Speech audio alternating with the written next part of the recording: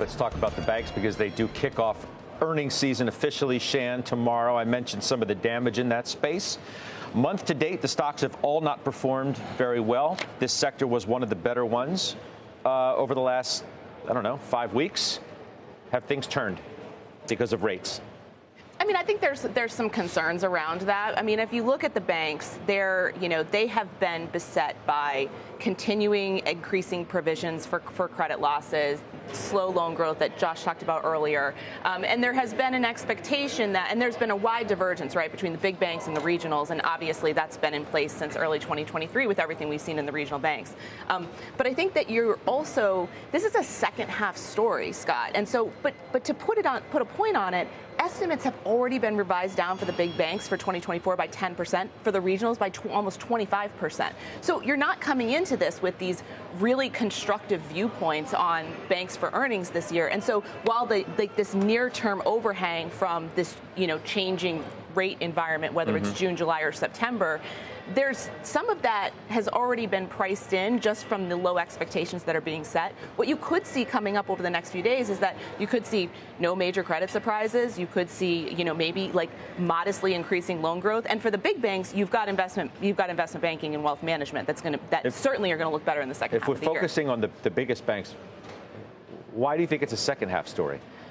Because I think that they are expecting that they will get that rate lift from a net interest income perspective in the second half of the year. And so they're going to guide for better results in their true banking segment in the second half of the year. Also, there's an anticipation that capital market activity is also going to pick up in the second half of the year based on the fact that we're seeing, a foundationally stronger environment for equity issuance. Rich, so if I owned the JPMs, Goldmans, and Bank of Americas as you do, how am I supposed to feel about this space today as it's suffered, as I said, some, technical damage below its 50-day for the first time, the XLF is since November, but also some questions now. If rates are going to remain higher for longer, delinquencies go up, charge-offs, all that kind of stuff to be concerned about. Do I need to rethink the financials trade?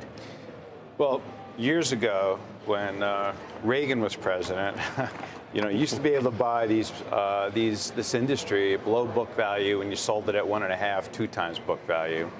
Today, Bank of America's 1.5 times book, JP's 2.2 times book. Their return on capital is 11-12%. So they're doing well. They're expensive. But keep in mind, Bank of America had $130 billion of unrealized losses on their balance sheet in their hold-to-maturity portfolio. That's now down to $100 billion. So would I be adding them here? Probably not. Are we holding them? Yes, we are. You in that camp? You love J.P. Morgan better than all of those banks because that's the one I think that you own, the only one, right? I don't feel the need to own the group broadly.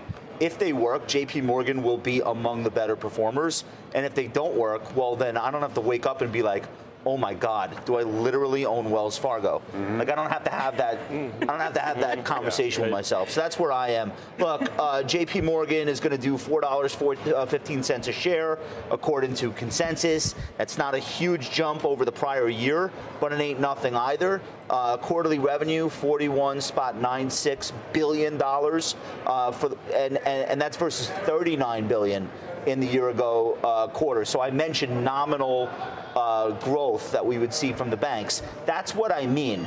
It's not like all of a sudden banking is an amazing business. It's just that it was so bad in 22 and coming out of that in 23, and now you've got a better environment overall. J.P. Morgan trades at a premium, which Rich mentions, but I would argue with good damn reason, 22% CAGR on earnings per share growth in the last 3 years. None of the other names can say that.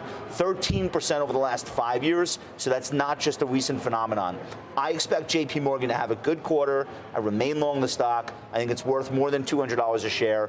I like the fact that it's down. A little bit of a gift here. All right.